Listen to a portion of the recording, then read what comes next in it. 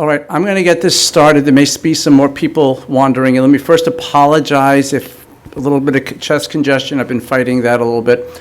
My name is Gary Oppenheimer. I'm the founder and executive director of a nationwide nonprofit that's called ampleharvest.org.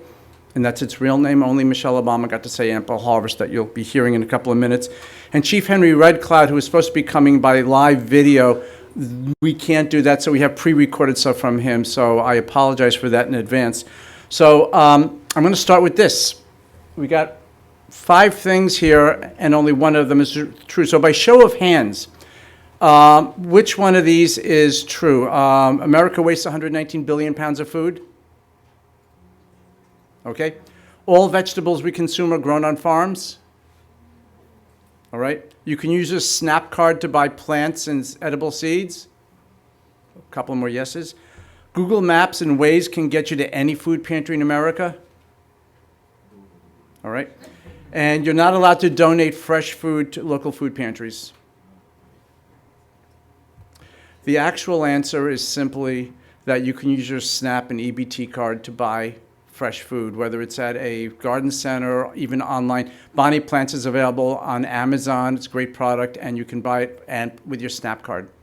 A lot of people don't know that, so for people who like to garden and they're on SNAP, I just want to let you know that all the other things were wrong, and as as I go through the presentation, you're actually going to see where they were wrong. So I want to talk to you a little bit about thinking differently about problems and looking at them from a very, very different perspective. So going back to the 1940s, 1950s, this is what taxi cabs looked like.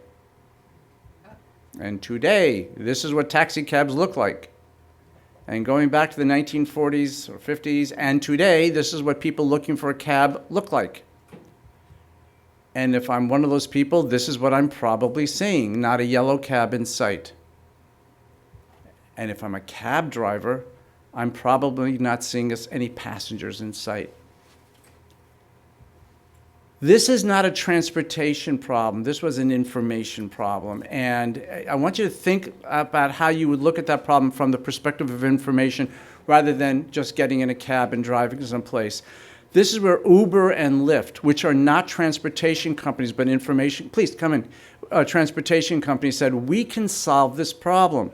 The problem we have is we have drivers looking for passengers and they don't know where they are. And we have passengers looking for cabs, they don't know where they are. Why don't we bring these two people together so that we can move people around? So that's how I want you to think about food and the food system. So forever, we've had food drives in which we've all heard, or maybe even expressed the same mantra of jars, cans, boxes, but no fresh food.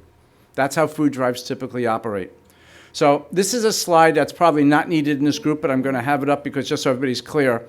What you're looking at on the left is where food comes from, all sorts of resources. It's government, it's corporations, it's individuals, it's everything. It goes to typically a regional Feeding America or non-Feeding America food bank, then to a local agency, and then out to hungry people. That's the model that we're all sort of largely used to. For the 53 million, or that number seems to change depending upon whether you're talking food insecurity or extreme food insecurity, but for the millions of people who are food insecure, they go to a food pantry and largely see jars, cans, boxes, but no fresh food on the shelves. Yet across the country, there are 62 million people who garden. How many of you garden? Okay, statistically, this is more than should have been in the room. But it speaks to an important thing. Pre-pandemic, we had 42 million gardeners. When the pandemic hit, we went to 62 million gardeners. These people are growing food in their backyards for their own pleasure.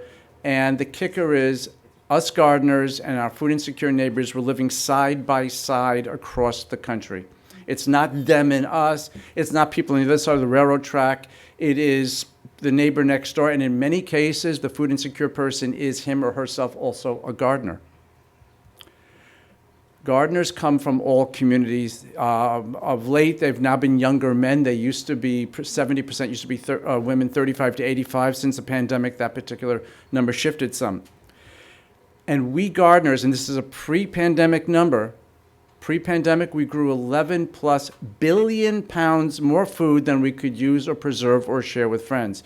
That's enough to feed 28 million people. With the new 62 million gardeners, we haven't redone those numbers yet, but the point is there's a lot of food in our backyards that we can't eat because we've just grown too much. Sean and Claire are real people. Sean is from Texas, and I forgot where Claire is from.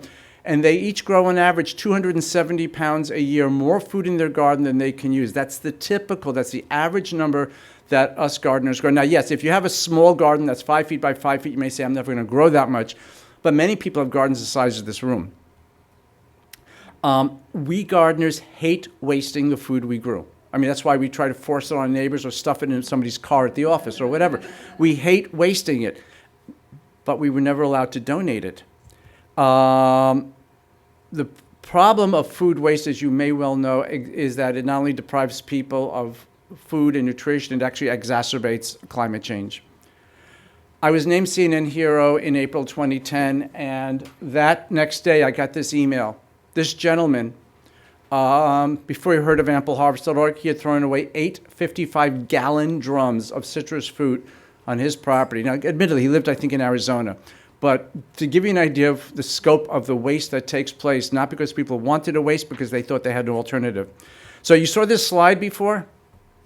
And here's what's wrong in this slide. It didn't include us gardeners. The food that can come into the system isn't just farm-to-table food. It is also the food that we gardeners are growing. So this called for, in my mind, an information solution. We hated wasting the food as a gardener, and the food pantries desperately needed the fresh food. We gardeners thought we couldn't donate, jars, cans, boxes, no fresh food. And the pantries thought they couldn't accept the food, and they were desperately afraid of needing to buy costly refrigeration and storage. That block was in there for a very, very long time, and that kept food from coming into the system. Why? We were told that we couldn't donate. We didn't know where to donate, and we didn't know a good day and time to donate. And the pantries didn't even know we wanted to donate. The result was that for most people going to a food pantry, it was just processed food, often high in salt or sugar, exacerbating diabetes, hypertension, obesity. I can go on and on. March of '09, I had woken up with an idea. I'm, by the way, an aging geek and a master gardener. I just like solving problems. And I woke up with the reality that this is a solvable problem. And I realized after doing some due diligence that the problem was fundamentally a choke point in the system. Food to a food drive, goes to a regional food bank, sits there for days or weeks, which is fine for processed food, and then goes to an agency. But that doesn't work for fresh food. There was a choke point. And I realized, the geek in me, this is where I could solve it. This was an information problem that was solvable.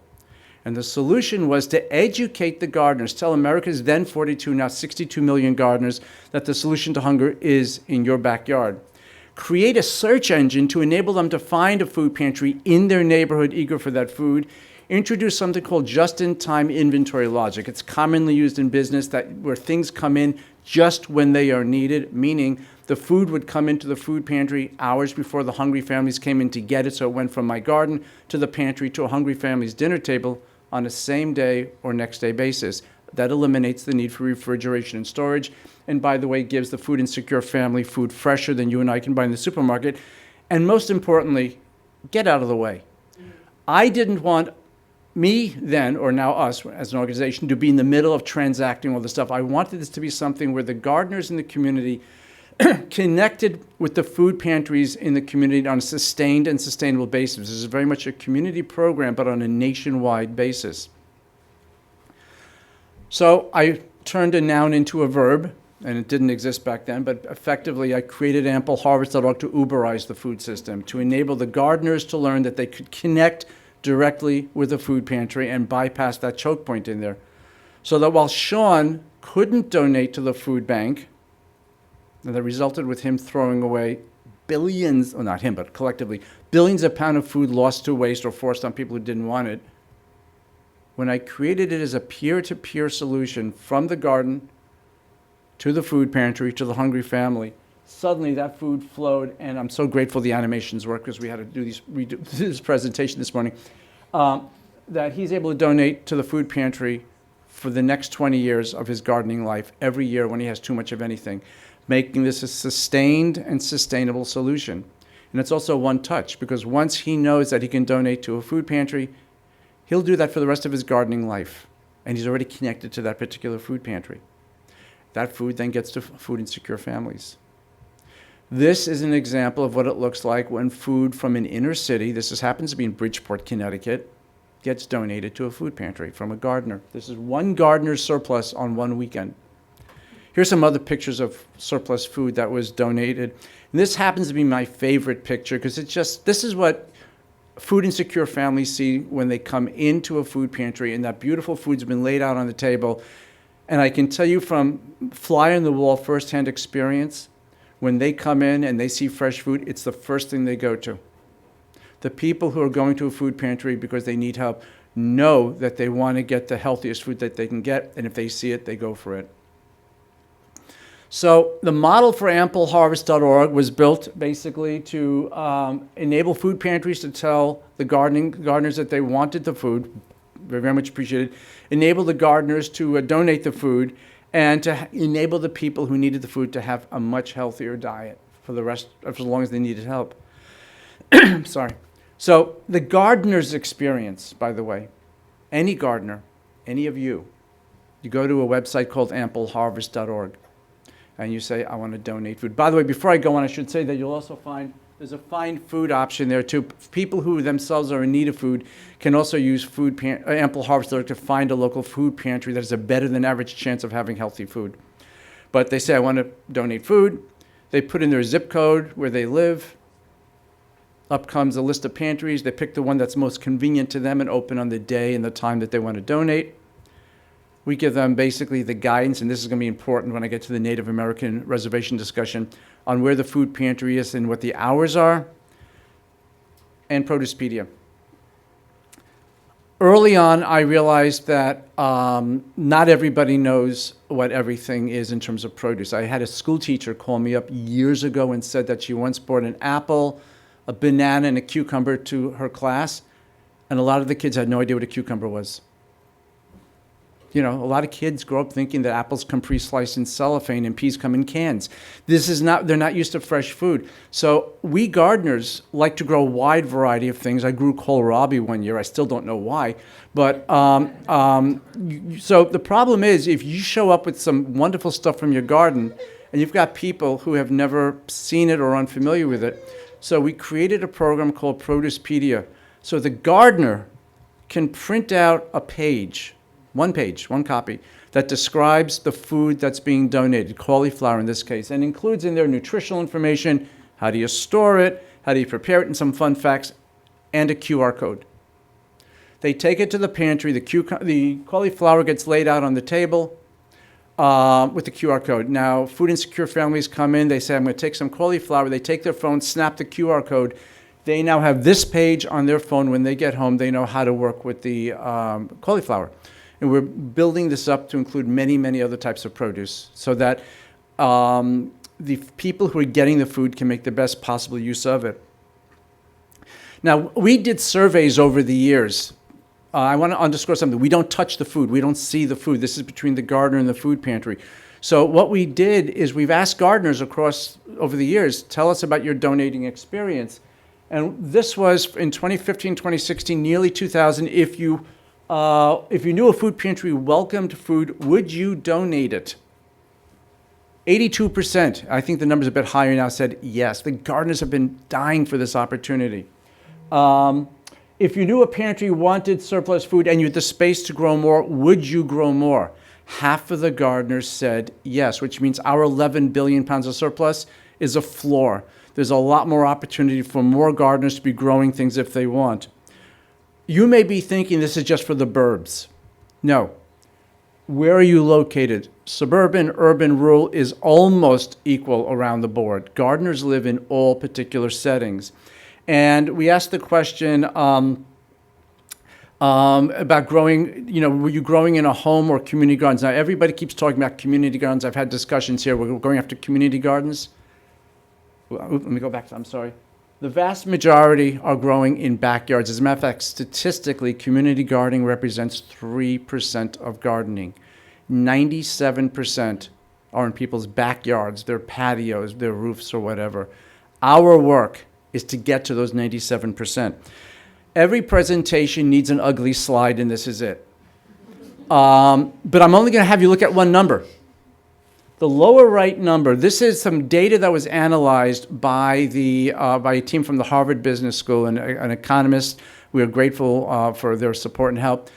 The bottom line number was, if every gardener in America knew they could donate, that's an end game, but let's pretend every gardener knew they could donate, and every food pantry in America was on ampleharvest.org and could receive the food, the nation's health care costs would drop $58 billion a year. This is a zero-cost opportunity for the nation because it's costing the gardeners nothing to donate, the pantries nothing to receive, and the nation becomes $58 billion by virtue of improved health. Diabetes, obesity, all that other stuff gets reduced. So this is what it looked like on the day I envisioned. This is my vision of what the website would look like in March of '09. We went through several iterations of it over time. By the way, when it was launched, it was just me, the aging geek, working by myself. I eventually got staff. This is what it looks like today. This was built with a generous grant from Bonnie Plants, and we really, really thank them. So where are we today? This is how ampleharvest.org grew over the past 14 years. By the way, this coming Friday is our birthday, so come to the site, put up something on social media, share our birthday with us. And by the way, we're in Alaska and Hawaii too. I just didn't put them on the map. 8,000 and change food pantries in all 50 states are a part of ampleharvest.org. 8,000 and change food pantries, some of which that you work with, some of which you may be part of, have come on ampleharvest.org and said, we want gardens to donate food. Our data suggests we're at about 25% penetration. And so we have a lot of work ahead of us. And there's a hidden problem in this map that I'm going to highlight in a second, and here it is. This is a different view of the same map, and you can all see the problem. There's a line down the middle of the map, and that really bothered me because we treated New York and New Mexico exactly the same. Why was it working so well in the eastern half of the country? Where were we missing the boat out here in the West? And this wasn't just us. Whyhunger.org and other programs had similar problems. I was talking with them. Where are we missing the boat? And I spent time looking. Now, Feeding America, and this is their maps, and you know this better than anybody else, says hunger's in every county in the country. That wasn't the issue. I looked at, we're dealing with gardeners. Is it soils? Is it can people garden? Well, yeah, there's some differences, but people garden any place they want. And even if you're living in the worst place possible, you can make a raised bed. That wasn't the issue. We even looked at water tables. Where's there? Now, yeah, that line somewhat mimics water tables, but still you get water for gardening. We were missing the boat. There's a gentleman who I'll be introducing shortly named Chief Henry Red Cloud, who I've known for a decade. He's Oglala Lakota from South Dakota. We met when we both won an award at a ceremony, I think it was 11 or 12 years ago. And he's an amazing, amazing person. You'll be hearing from him very shortly. And we got to talking, and this came on my radar. 326 federally recognized reservations across the country. And then I took that prior map and I overlaid it. Remember that map? And this is the overlay. And I came to realize that much of the gap in the map was tribal communities. Something wasn't right. We were missing the boat. And it really bothered me because I know hunger's every place, I know gardening's every place, and where were we missing it? So Chief Henry Red Cloud and I started talking and working together a little bit. So these are the states, and by the way, you'll see a line down the country that sort of looks familiar to you now. These are the states that have the larger percentage of Native American people living there. At least the darker, at least 25% of the people in the dark blue states are Native American. And here's where you have the similar thing on a county level. But when I looked at these things, I realized this was a problem. We had an information problem. So we started doing some due diligence. What do food pantries look like in tribal communities? And we realized that many of them look like the food pantries that you're all familiar with, nonprofits in the basement of a house of worship. We also learned that many of them are actually operating out of a tribal government office. What we didn't know was that many of them are also operating as a couple of shelves in the back of a hardware store or some other store. They were housed in commercial enterprise. Now, our requirement on ampleharvest.org, if you wanted to sign up as a food pantry, two things: be affiliated with a nonprofit and give the food away for free. That model has worked across the country. And I want to be clear, when I'm talking about food pantries, we welcome battered women's shelters, soup kitchens, and similar feeding programs. We're built perfectly for food pantries. But the other model that you find on tribal communities didn't fit what we had. Is there gardening in the Native American communities? Well, the National Gardening Association says yes in a big way. Those yellow numbers are telling us that Native Americans do more gardening per capita than African Americans, Asian Americans, Caucasian, Hispanic, or other races. Native Americans do more gardening than any other group in the country. And going to this one here, did you purchase? Look at that big jump on purchasing vegetable seeds. 68% of the respondents in that survey by National Gardening Association. The next highest is 45% from Asians. Gardening is really a part of the Native American history and values and traditions and everything. So this is not just us doing an academic. We found that more and more Native American communities are encouraging gardening. Different programs are being built.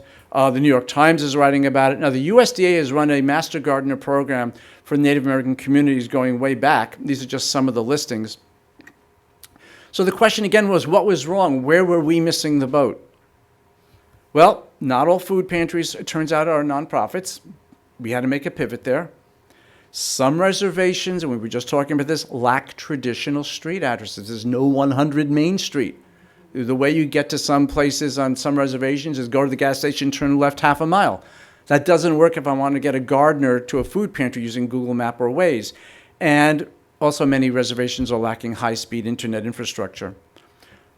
In working out how to pivot ampleharvest.org for this, we needed the leadership and the guidance and the input of not just my friend Chief Henry Redcliffe, but other tribal elders and food sovereignty experts, and we went out and we got that.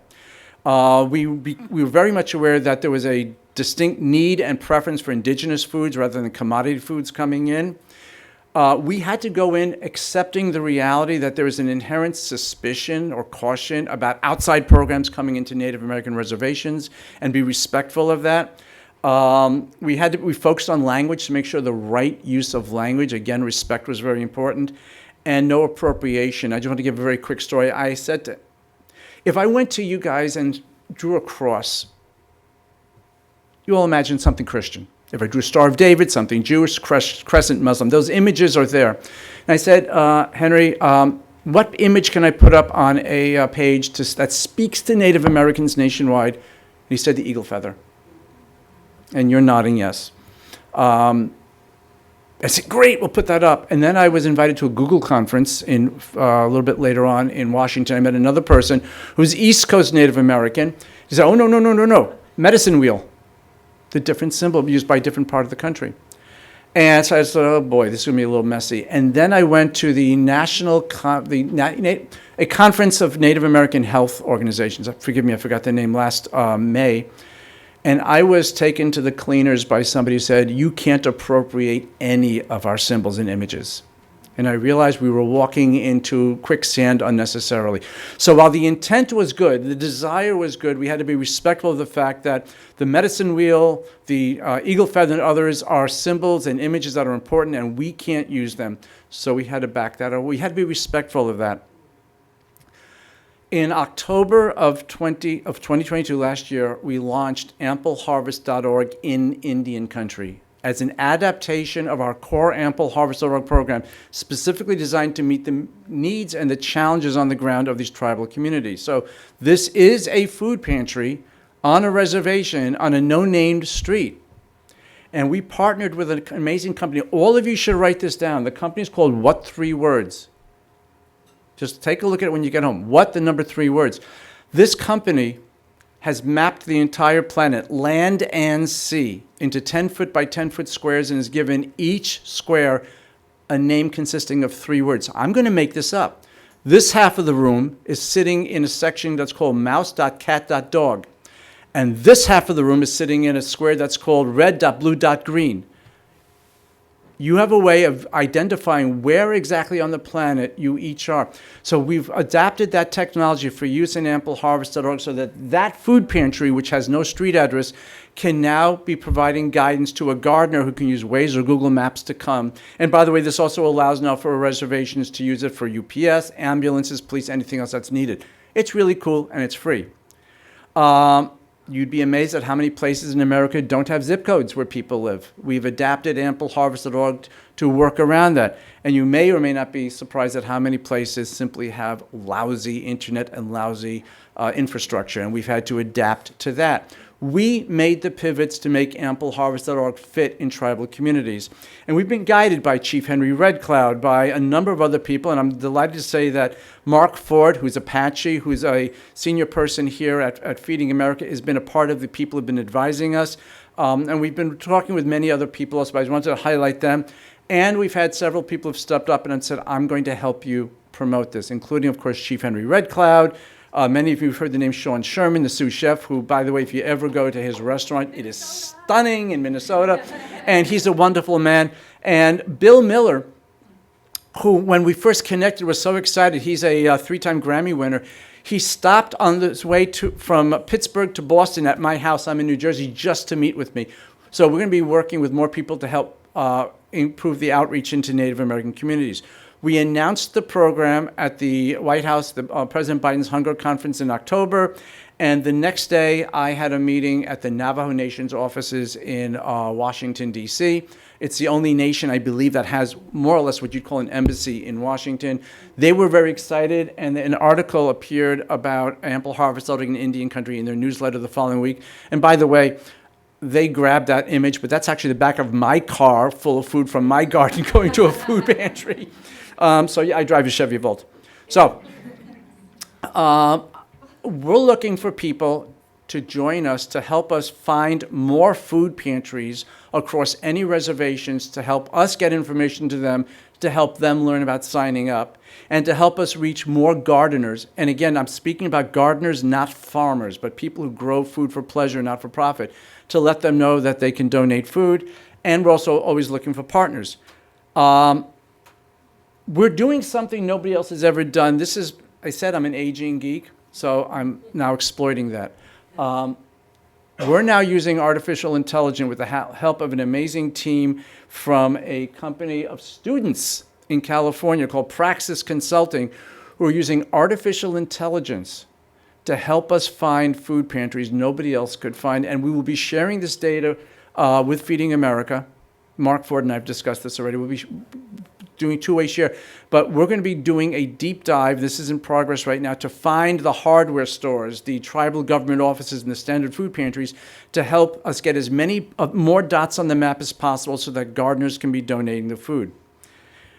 People say you're just a website. I say not. And just like Uber and Lyft aren't just a website. But we've had some wonderful quotes here. John Carson was President Obama's Director of Community Engagement, had a public engagement, talked about us as one of the most innovative groups he'd ever seen. Vint Cerf, you may know, the father of the internet, has been a huge fan and proponent of ampleharvest.org. And Jen Chapin, Harry Chapin's daughter, just put it so simply, beautifully. I couldn't do this any better. So I want to take this now to a brief piece with Chief Henry Redcloud. Originally, we were discussing if he could come here, then we were gearing up for him to be in virtually and to talk to you and to answer some questions. And then we learned that the infrastructure didn't support that. In the category of life that called bad things happen, I have a child here, so I'll keep the language good. We did a rehearsal of what we were going to do last week, and I recorded them just in case. So Chief Henry Redcloud, is Oglala Lakota. He lives on Pine Ridge. He's the founder and executive proprietor of Lakota Solar, big on promoting solar energy on the reservations. He's the winner of a whole bunch of awards. And I actually met him in 2011 at the Glenwood Harvest, but he's an amazing man. And he's been a key advisor and, frankly, friend to ampleharvest.org. So there are going to be a couple of slides here that are just videos. And I'm just going to listen to the discussion. Chief Henry Red Cloud, thank you so much for joining us. It's really appreciated and deeply honored. Tell us a little bit about yourself, about your family legacy, about your life, and about your work, please. Sure. First of all, greetings one and all. My name's Henry Retcloud. I reside within the boundaries of the Pine Ridge Indian Reservation, located in the southwest corner of the state of South Dakota, and home of the Oglala Lakota, known as, in the history books and that, known as the Sioux. Anyway, yes, so it's been, we as Oglala Lakota people, we're hunters, gatherers through with many generations. What we did was migrated with the buffalo from the south to the north, and met with other tribes and traded buffalo meat for corn, different things that we needed along the path of our harvesting of the buffalo. What we did was we clothed ourselves, sheltered ourselves, and fed ourselves through the buffalo, and met many other tribes throughout the country here, and it started a barter exchange, trading. So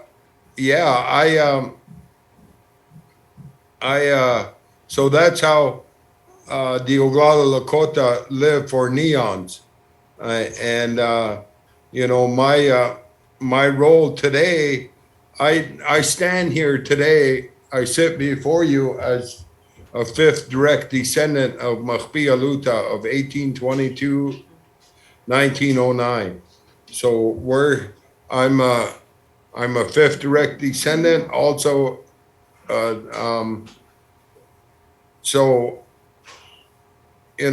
the ancestors back over 100 years ago made the treaties with the federal government, the 1851 and the 1868 treaties.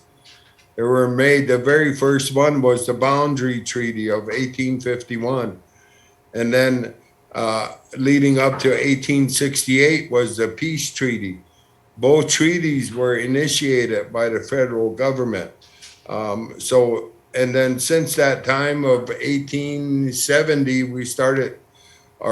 we lost quite a bit of land due to the gold rush and all of this other things happening. They discarded the treaties and just came in and put my people on what they call reservations.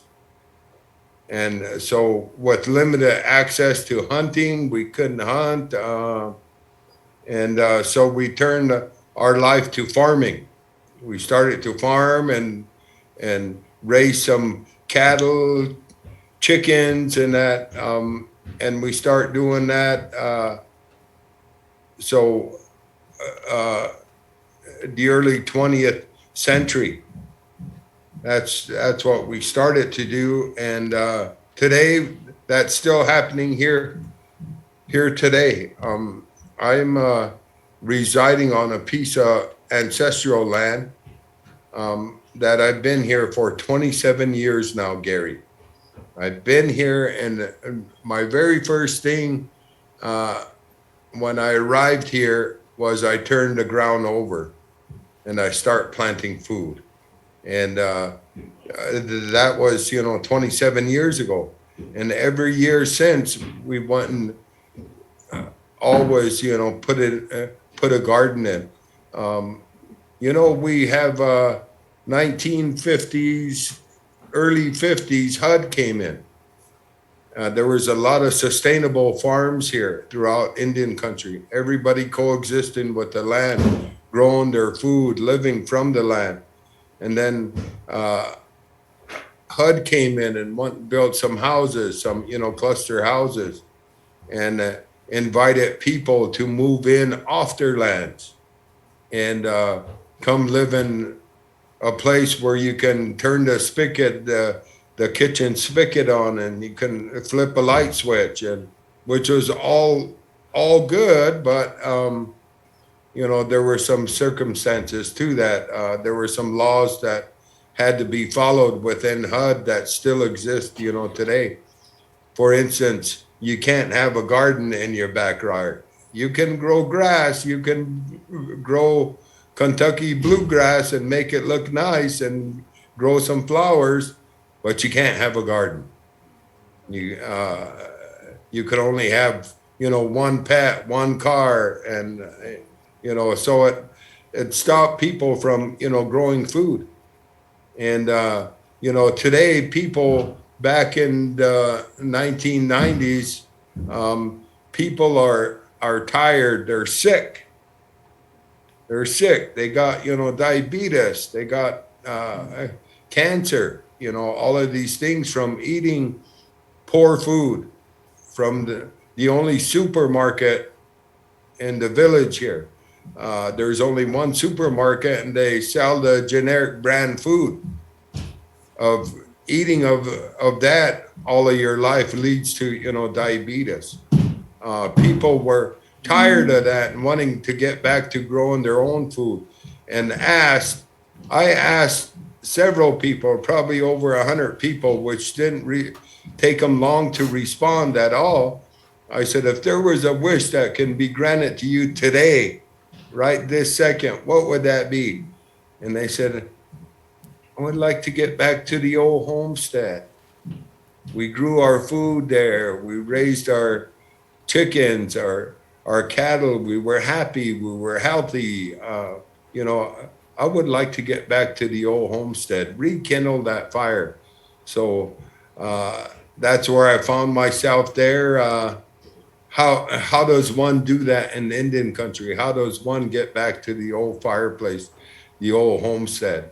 And so since that time, I was able to help many families do the same, reclaim and start utilizing their ancestral lands, and then helping them with fresh gardening practices, you know, partnering up with Ample Harvest and partnering with different nonprofits and bringing this forward. It's always been, you know, one of my favorite things as, you know, growing up on this sustainable farm was my job, as I can remember, to carrying a bucket of water with a ladle and giving each plant a drink of water every other day or every 2 days or so. And then my reward was I and my grandpa would sit at the end of the field. At the end of the day, after we got through, he was pulling weeds, doing all the other stuff while I was watering plants. When we were done, we would sit. He went and built a bench at the end there. So we would sit there and just gaze out over the garden. Then he'll pull his pocket knife out. Maybe we'll have a watermelon. Maybe we'll have cucumbers, cantaloupe. You know, those are my favorite moments. We sat quietly there and just enjoyed a wonderful meal. So that was, since then, I always been growing up around, you know, fresh food, fresh, you know, produce. My father and my uncles, along with my grandpa, dug this mass hole by hand. It must have been 12 foot by 12 foot by 8 foot deep.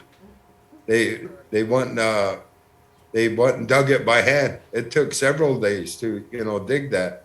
And they put logs over the top of it and put whatever they can, tin pieces in that, and then backfilled it. So they went and dug a root cellar by hand. And it was so wonderful down there. The smell of fresh vegetables, no matter what time of the year it was. When it was minus 40 degrees outside, you go down in there and oh, it was nice. There are Chief Henry Red Cloud, thank you so much for joining us. Three other It's short really ones. appreciated and deeply honored. Tell us a little bit about yourself, about your family legacy, about your life. I'm sorry. Let me ask you a question. I mean, I Yeah. love the story and the love of the fresh food. Tell me about food insecurity and malnutrition and hunger in Pine Ridge and the other reservations. Yeah, there's that, a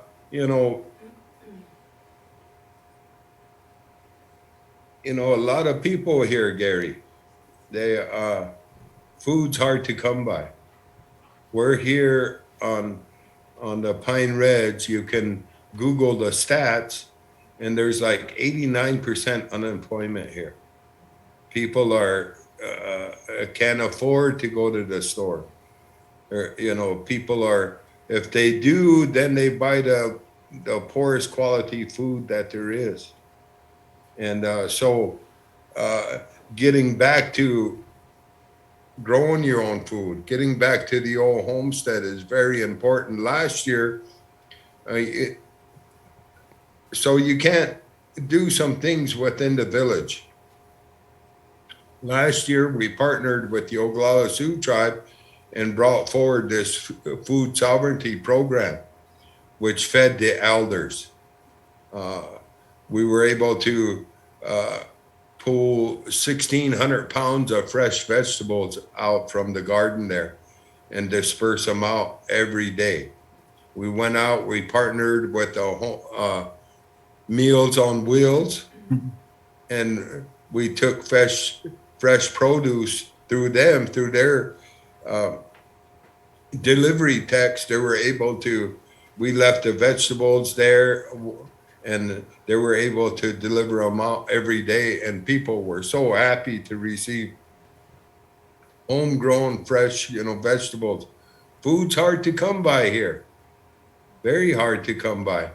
There's this uh, there's this pantry, food pantry, and she's busy every day. She's a champion there. She's passing food out, helping people, helping everybody that walks through the door. Food is needed here. There's not too much, jobs here. Let me ask you a question. I mean,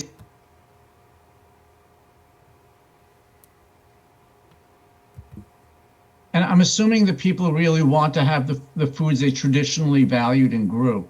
Yes. Yeah. Oh yeah. Yeah. We find people, especially this time of the year, people are starting to sharpen their shovels and start to, so they can go out and harvest the wild tubular plants. So they can get out and they can harvest these things for themselves, their families. So yeah, it's exciting times. People are we're into feels like winter yet here, but we need the moisture. That way, all these tubular plants, wild tubular plants, will grow and can be harvested. They should be ready at the end of next month, most of them. So and people are kind of worried here because winter's dragging on for so long that frost is coming in the morning and then freezing everything. So there goes the berries, the berries that everybody normally harvests and dried and kept throughout the winter months to make. They made jelly, they make puddings. People are worried about the weather here.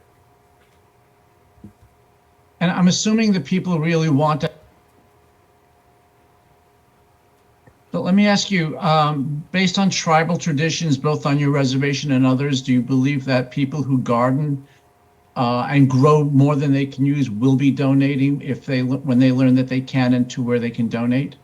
Yes, where they can. For instance, if they have abundance harvest, um, they start to see who else is gardening where and do a bartering trade for corn, for peppers. When they have over enough, uh, when they have plenty, then they're out just giving away the vegetables. If we had more resources of places to take them, we've been supporting our community cap office. We've been taking our excess there or for that matter, we've been boiling a huge pot of corn, maybe 120 ears of corn. We just pack down in there. And then once the corn's done, we load it up in a truck and go into the village and stand there with free corn to eat. Everybody enjoys that. Comes by and has a ear of corn. Can I take 2, 3? Sure, but it really opens up a conversation on growing food. It really opens up another conversation around diabetes, opens up another conversation on how live food is much better for you than the store-bought food, uh, the perishables, the canned goods, and that. It just opens a whole new, some interesting talking points with the people. So within our garden project, we the elderlies know that we have a garden here. Some of them they come on down during the growing season, and they would show up with a shovel or a hoe or some kind of tool and say, I had extra money, so I bought this, and I just want to do some weeding and that, so we set up, couches, we set up chairs, and so, people can, the elderly then, come out. Some have extra money where they can buy a garden hose. I thought the garden could use this, so they come out and attach it to our water, and then they're out there watering the garden. Therapy, just healing, reconnecting to the earth, and what no better way to heal yourself, to make yourself happy from just getting down on your knees or having a hoe in your hand and just walking through the garden and bringing this fresh food, this healthy food, this live food, so you could bring it back to your takojas, your grandkids, your family. Harvest time's always nice. We get quite a few of the elderlies out here walking through the garden picking. So we have, crates available here for them to use, and they load up. We get, boxes for them, and they just, it's something that they understand. And then they're promoting within their own homes as well, saying, let's have a garden. Let's, push for a garden. Let's buy some seeds this year. Let's do seeds, So I'm sorry that he The couldn't be response here, to but this this is what the initiative First Lady has had to been say about us in the overwhelming. past. I mean, all kinds of faith communities have been stepping up. Muslim community leaders are hosting sports tournaments to encourage young people to get active. The Jewish Community Centers Association is working with JCCs around the country to grow gardens and to get fresh food in underserved areas. And they're creating early child wellness programs. Groups like the National Council of Churches have joined with an organization called Ample Harvest to help gardeners donate fresh produce to 4,700 of their local food pantries. Her staff didn't warn me. They simply said you may want to watch this particular speech.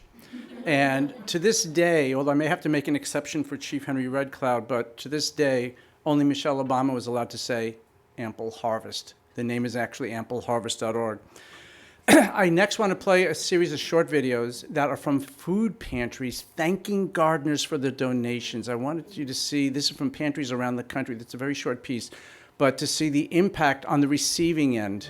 As a member of ampleharvest.org, I'd like to thank you so much for your fresh produce donations. We just like to take a moment to say thank you to all the gardeners and farmers who provide produce and fresh vegetables. We are especially grateful for the fresh vegetables and fruit that is donated to us by area gardeners through the Ample Harvest program. We are an ampleharvest.org participating food pantry. We just want to express our appreciation for the fresh produce that you provide.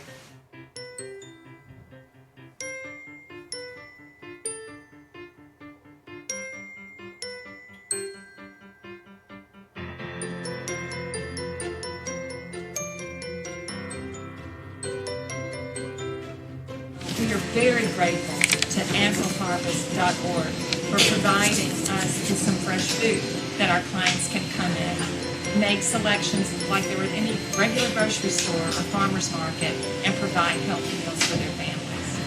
It's exciting to see as our clients come in and they see the pantry has fresh produce for them. Many of them would rather have that than some of the canned goods that we give them. I want to thank you guys for donating fruits and vegetables. Our seniors really love them. They always go and grab the fruits and vegetables first before they even grab the canned food. I want to say thank you to our community and to Ample Harvest for all the good work they do. Thank you. Thank you. So I'm going to be winding down, but I wanted you to understand something. This is the type of program. By the way, for all the work you've seen, everything, ampleharvest.org is staffed at 4.5 people. The half person is just part-time, not short. But because it's an information-based program, we're able to be very efficient and very, very, very effective, but we can't do this alone. This is where partnering with corporations, partnering with fellow nonprofits, partnering with especially the food bank networks helps us further expand the reach and the impact. So in terms of the partners, these have been some of the partners we've worked with. I want to give particular shout-outs. Bonnie Plants, which is probably the largest supplier of seedlings in America, and you can buy their products with the snap cards on Amazon, is an amazing partner. By the way, I use them in my own gardening. The products are great. Home Depot, all 2,000 stores in America are promoting gardeners donating food, partnered with ampleharvest.org and Bonnie Plants across the country. And Google's been backing ampleharvest.org since I think we were 9 weeks old back in 2009. Google gives us $40,000 a month of free advertising to help more and more and more gardeners learn that the solution to hunger is in their backyard. So our theory of change, I'm going to wind this down to leave some time for questions. The theory of change is, number one, reach people who actually want to solve a problem. Number two, enable them, tell them more about it, enable them to solve it and then get out of their way. Let the power of people's passion and ideas take over and run with it. All of our solutions are simple. All of our solutions scale, and all of the solutions have a lasting, sustained impact. We don't do anything that doesn't fit that model. And lastly, the thing about, this is me, is I just think simple, but I also think big. I just don't, I go by the mantra that to do the impossible, you must first believe it isn't. And you can do an effective change of a system, fix a problem, you see it. I'll very simply put, if the boat is sinking, don't worry about the water, just plug the hole. Just find where you need to do what needs to be done. Lastly, there we go. Lastly, I want to direct you to this. If you want to learn more about ampleharvest.org, first, I'm here, ask me questions, reach out to me, you'll have my cards. But also go to ampleharvest.org/learn more. There's a lot of information there. And if you want to hear from us, get on the mailing list or whatever, ampleharvest.org/me. Thank you. Thank you all very, very much. And I appreciate it. Any questions? I think it's being done through these gentlemen here. So thank you very much. This comes from Summer, who is asking, has ampleharvest.org Thank you. worked with pantries who do mobile neighborhood distributions? In Arizona, we have several food banks and pantries that are located outside the reservations, but instead offer distributions out there once a week. I'm thinking pickups could be arranged during the time that the distributions are operating, but I'm interested in your perspective on this. The answer is yes. It's a little challenging in terms of the registration because basically they have to say, our food truck will be at this corner on this day and this time. As long as they can set that particular model up in our system, yes. And that was actually suggested to us by a past member of our board who then was the executive director of Feeding America San Diego. She said, we have 9 trucks, let's do this. So the answer is yes, we can do that. Next question. I think that's me, and this is on. Thanks for your presentation. I'm Sarah Augenbaugh. I am from Minnesota, where there are 11 sovereign tribal nations. There are 7 Anishinaabe and 4 Dakota. And so my question gets back to one of the learnings that you had early on, seeing that like the eligibility to post on Ample Harvest was that you had to be a nonprofit or affiliated with one, which could, have the impact of excluding tribes. And so I'm curious if or how you changed that policy on your ampleharvest.org site? And then also when you did the ampleharvest.org in Indian country, what are the eligibility criteria for somebody to post on there saying, hey, we'll take your food donations, especially knowing you alluded to this kind of the history of Native Americans and food charity and things. There's a lot of baggage there. So I'm curious how you set that up. Non-tribal reservations still need to be nonprofits and give the food away for free. There is a gray area that we have to contend with, which is there are food pantries outside of the reservation, but serving the reservation. We're still working that particular challenge out, but largely, if you're in D.C., you got to be a nonprofit and give the food away for free. If you're in Pine Ridge, Navajo Nation, any place else, then you don't have to be a nonprofit, but you have to be giving the food away for free. We are having to adapt to the realities on the ground, and it's a challenge, but the challenge falls on us, not to the people in the communities. And I think it's an important lesson for any nonprofit that you can't change what you see. You have to work with what's already there to make it work effectively. If we came in and said, do it our way, nothing would ever happen. We have to do it the way we find it and make ourselves work with them. So the gray area on the perimeter of a res, we're still trying to work that piece out. If you're on the res, if you are a nonprofit, you give the food away for free. If you are a tribal pantry, you give the food away for free. And if you're a hardware store with shelves, as long as you're giving the food away for free, we'll go with that. Any other questions? I was next. You sort of asked my question, so I guess this is more so a comment / relation to like. Can you speak a little louder because this ear is stuffed. I landed a day ago and I still haven't cleared my ear. No worries. I was just saying she sort of asked my question, so now I guess it's more of like a comment in relation to that. I'm in Montana, and I'm thinking that a lot of the tribal communities, specifically one that I have in mind near our city, is just like a man who hosts a food pantry out of his home. And like it's wonderful and everyone in the town knows about that option, but like how would we connect to you? And that was also my question, but it seems like we could. Is he on the res or off? On. If he's off the res, if he's not a nonprofit, I mean, again, if he's serving the indigenous community, then we're going to have to figure that particular one out on a case-by-case basis. So what basically happens is this: when a food pantry, any food pantry in America joins ampleharvest.org, they sign up. Simple. By the way, it's totally free for the pantry, totally free for the gardener. As a matter of fact, we tell the pantries 4 things: it's free, you don't need refrigeration, you don't need storage, and it's free. We say the free part twice because it's really important. But if it's an individual, we try, and that's really a problem because the Emerson Food Safety Act, which I think you're all familiar with, that protects me as a donor from being sued by you if you get a bellyache, only works when I'm donating to a nonprofit. And if it's you being a good person out of your garage, I don't have that protection. So there's a gray area there. Emerson doesn't really address that. We're trying to figure out our way around that particular thing. And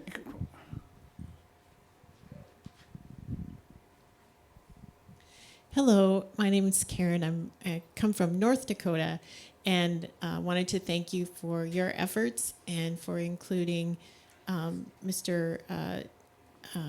Red Cloud's presentation and presence here. And I just wanted to give a shout out for the groups like my friend Pete Red Tomahawk on the Standing Rock Sioux tribe that spans the North Dakota, South Dakota border, and they're very much trying to, as was alluded to, bring back the food sovereignty question and recognizing their networks within the reservation. And I'm still learning, and I always am learning and try to help understand. But I just wanted to give a shout out to him and others like him and who are continuing to garden and trying to bring back the traditions for themselves and the youth that follow. Okay. And thank you. By the way, you mentioned the food sovereignty. Understand that if you're a gardener living on the res, there's a good chance you're growing food for your own family, which means it's indigenous food to begin with. And that's the important thing, that the food that you're growing in your garden will be donated locally. And on a national level, by the way, this is last inch food. As a rule, the food grown in a garden goes to the nearest food pantry. I'm sorry. So if you're living in a community that has some food traditions or values, it's likely to be going to hungry people who share those traditions and values. That's what makes AmpleHarvest.org so special. So we work in parallel with the entire Feeding America network, addressing the one piece the network doesn't address, which is gardeners donating to local food pantries. Great. We've got another question online, again from Summer. They're asking, earlier you said that you are looking for help with outreach and awareness. How can individuals help with this? Oh, God, thank you for that question. Email us at info@ampleharvest.org. Tell us where you are, and somebody will be in touch with you within hours to try to figure out where you can help. But we need help with getting flyers up, social media. There's a wide range of ways that people can help. When you're trying to reach 62 million people, you're talking about the effort the size of Coca-Cola or home, big things. And we're trying to reach people who aren't reading garden magazines and aren't going to garden clubs, but are just enjoying gardening in their backyard. It's a challenge, and it's an ongoing. The one thing that works in our favor, and this is terrible to say in a pandemic, the program is viral. Once you know you can donate to St. Mary's Food Pantry, you tend to tell your next door neighbor who's a gardener about St. Mary's Food Pantry. So we may only have to reach one person, and it starts to spread a little bit in their own community. So in addition to what we're doing with Google and other people's help at 10,000 feet, individuals can be doing amongst their friends and neighbors locally and across the country. We're, again, 4,200 communities and growing in all 50 states, and I think we've run out of states. Anything else?